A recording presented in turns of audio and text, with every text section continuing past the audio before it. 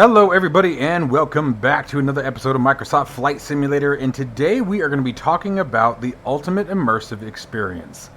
We're going to be talking about the motion platforms versus virtual reality versus big screen TVs versus force feedback, and what happens when you combine all of them, and whether or not motion platforms is something that you should be looking into, because the motion platforms are going to be the big talking point, because they've changed a lot, they've evolved a lot, and there's quite a few options out there, so let's chat. If you are interested in any of my tutorial guides for Microsoft Flight Simulator, or simply interested in supporting the channel, consider joining me on Patreon.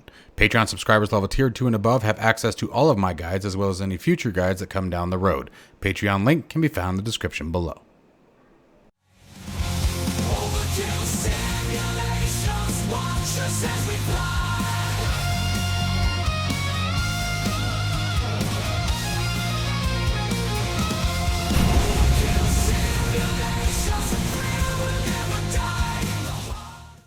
Alright folks, so here we are in the DoF Reality H3 motion platform.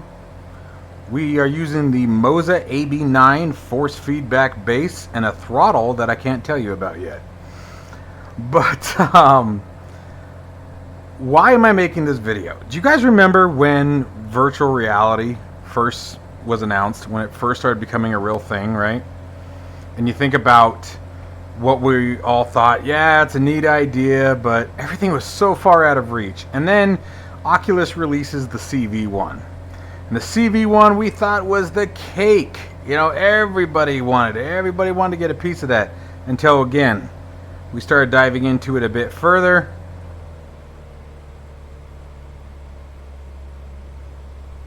And I'm trying to get this thing tuned out. We are in the FlySimware C-24, by the way. This is another fantastic aircraft. Absolutely wonderful plane. I love these planes. FlySimware really outdoes themselves. So anyway, with the Oculus CV1, what ended up happening there? Well, the screen door effect, right? Realized the environment was cool. There was nothing cooler than being in a three-dimensional environment in an airplane. But then we started running into all the different problems you experience with that. Not being able to see, not being able to make out targets in DCS World, or critical points of interest in other flight simulators. I mean, hell, I don't even think anybody else supported VR until X-Plane pulled it off a little while later. But I think X-Plane was the first one outside of combat to support virtual reality. But it was so out of the reach of everybody, right? Now let's look at where VR is. Look at all the different competitors. Look at all the different developers of virtual reality. Look at how much the price is, depending on what we're talking about. There's tiers to everything, right? So, but think about the prices of the original, like, CV1 versus what the Oculus Quest costs now, for example. Okay? Now, yes, they've come up in price a bit, but that's also taking consideration inflation and then just overall technology increases and advancements. I mean, now you have things like the Pimax Crystal and the Crystal Light, and Varo and their systems, and then there's 3 or 4 new ones, Somnium, and a couple more that the VR Flight Sim guy's been reviewing. So the same thing's happening with motion platforms, is the long story short. Motion platforms, remember the first one that I ever saw on YouTube was the, it's kind of cool, I wonder what that is over there. Was the Next Level Racing platform. And it was like, what was it? I remember thinking it was so cool until I looked at the price, and I think it was like $5,000 or $6,000. And this was years ago. This was before DoF, to my knowledge, was even a thing. I could be mistaken. Maybe they were around, but I don't think they were. And then now, for example, there are multiple motion platform developers. I was doing some Googling the other day, and just literally Googled motion platform simulators, and there's a ton of them out there. I mean, names I've never even heard of, but there's a bunch of developers out there. The reason why I'm mentioning the DoF Reality right now is because for flight or racing simulation, I think they're the best bang for the buck. You can pick up this H3 for just over, I want to say just over 2,500, maybe 2,700, give or take, time of year, sales, things like that, depending on where you live, etc. All that stuff's going to come into play, right? Now, that's crazy, right? Everyone's $2,700. We're going to be paying $2,000, $3,000 for the new video cards. If you want a 50 series video card, you're probably dropping $3 or $4 grand at this point.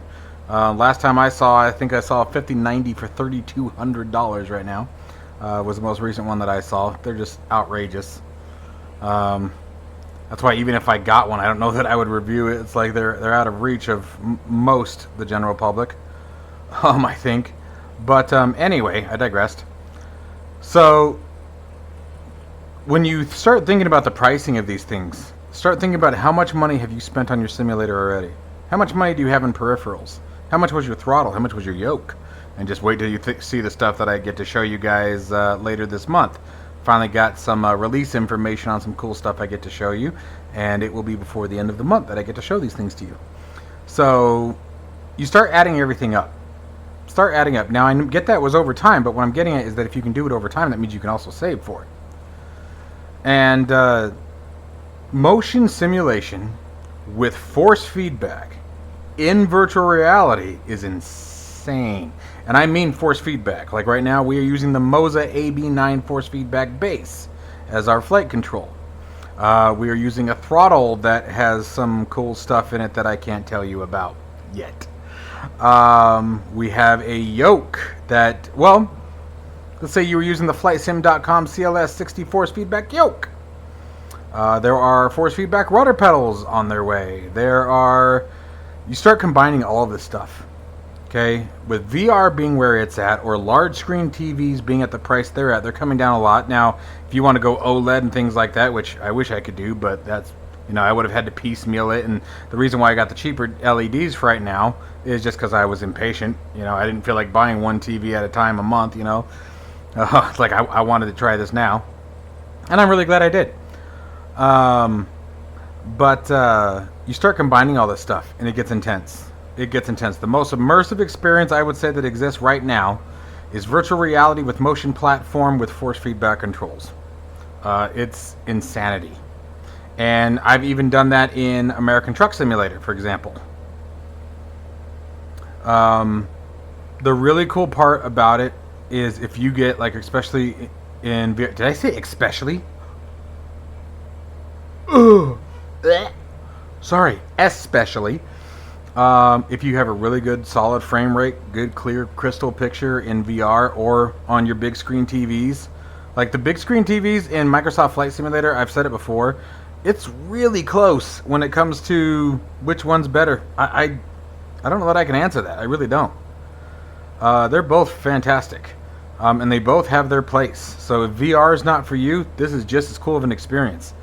Like I'm loving this.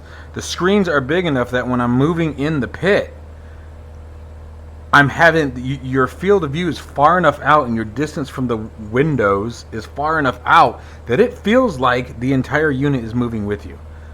So that is the advantage here with the larger screens, and that's why I keep mentioning the large screens or VR.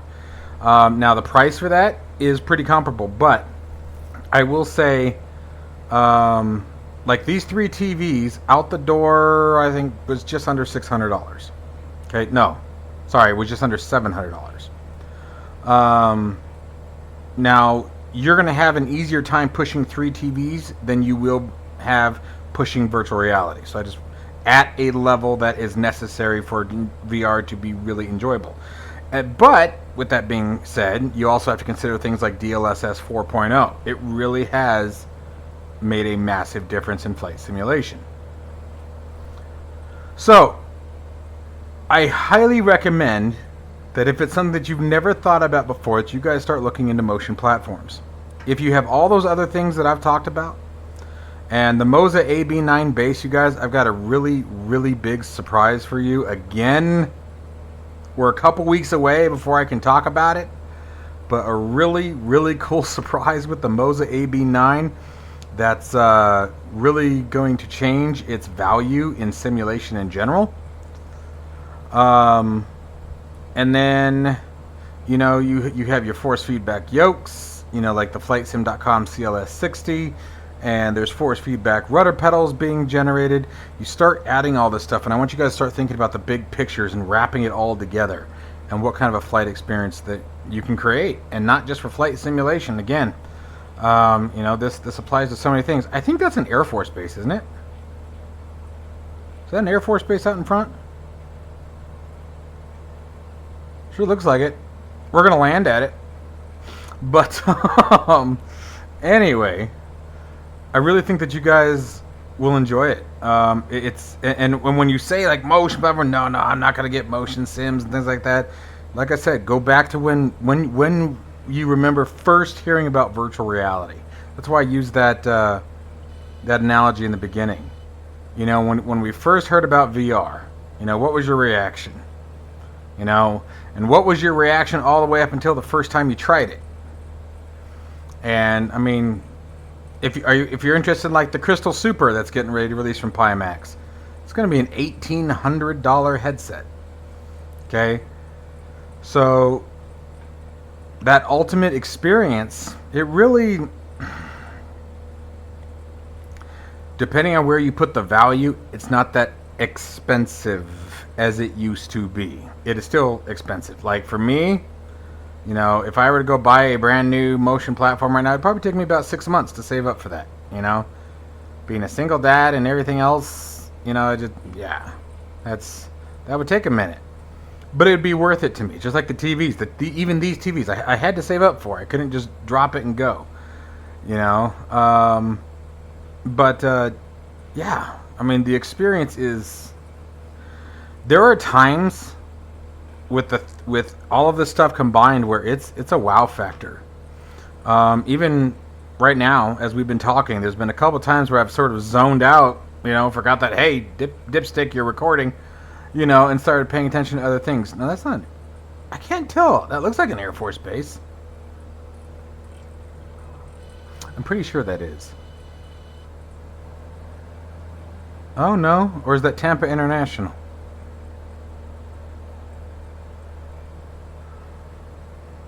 And I thought that was a runway right there, but I think I'm wrong. You can tell I'm not really paying attention to wind and things like that today. I'm just having fun. And that is the other thing that I'll tell you guys with this whole thing, now that I got this whole setup up and running, is it's been a lot of fun. Just hop in there. I found myself the other day, I hopped in on my lunch break, and I didn't used to. It's been a long time since I've been flying without purpose, without doing a recording or something like that. Lately, a lot. I've been flying more frequently lately, just to get up and chill and cruise and go look around. And there are certain constraints, I guess, that exist with VR that don't exist with the monitors too. That's the other thing I've noticed. VR is a great time, don't get me wrong, but like for me, I have one machine that powers everything right now. I would love to get a second computer, but I don't see that in the books anytime soon with the cost of things these days, but at least not for me. But you know, so when I have one machine running anything, like that's one of the downsides to the Pimax Crystal is you can only have 2 other monitors plugged in. You can have monitor 1, monitor 2 in the Pimax. Anything more than that, the Pimax won't start. So you have to disable your other monitors. Right now I have 4 monitors hooked up to the system. But what I've really been enjoying about this is we're going to be live streaming here in a little while, guys, if you guys are interested. We're going to be live streaming American Truck Simulator tonight. Oh, 3D printer finished. I think we were on video the last time my 3D printer finished too. Oh, yep, just got the notification on my phone too. That's kind of funny. It's like as the gear is coming down, I can feel it in both the haptic feedback from the force feedback base on the flight stick, and I can feel it in the chair. As the gear actually locked, the chair sort of went, boom, you know, under my ass, you know. It's really cool. You know, I feel like I should need flaps to land this thing, and I clearly do not. Like, if anything, I'm having to increase power. Let's get that prop back to full.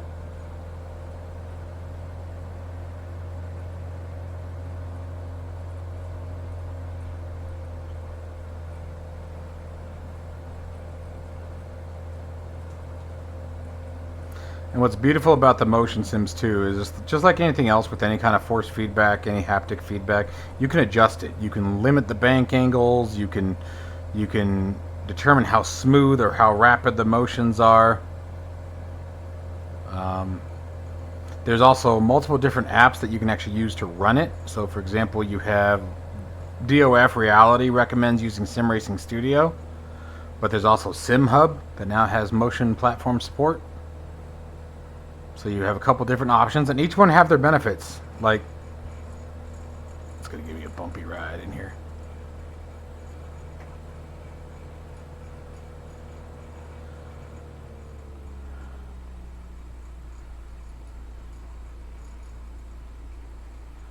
Easy, baby. Easy, baby. Wow, it is bumpy as hell. Come on, hang tight. Hang tight, darling. Alright, float it. Float it. Ah, it is all over the place. Oof. Whoa, whoa, whoa, whoa, whoa, whoa, whoa, whoa, what is going on, baby? Ooh, no, no, no, no, no, no. Ooh. What did I do? Oh, that was no bueno. Wow, that was rough.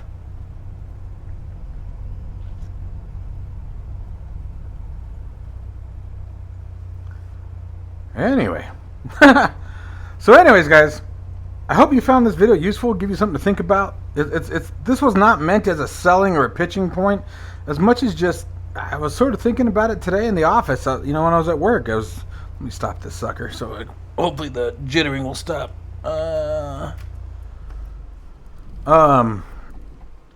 It was sort of just, you know, I was thinking about how much things have changed. You know, how far simulation in general has come, and got to thinking that, man, you know, the options are becoming more and more. And, you know, yes, everything's expensive right now. You know, the market sucks. Everything out there sucks. You know, there's no denying that. But that doesn't mean that everything's out of reach. You know, and so I just wanted to give you guys some things to think about. I really recommend, though, that you guys check out DoF Reality. I do believe at this time and point in time that they are the best bang for the buck. They have a number of different platform options. You have the H2 that just has pitch and roll. This one again is the H3 that has pitch, roll, and yaw. You have, and it goes up from there. You know, where they have heave and all kinds of other stuff. So anyway, guys, I really hope that you guys enjoyed this video. As always, hit that like and subscribe button. It really helps me out. I love you all. Catch you in the next one.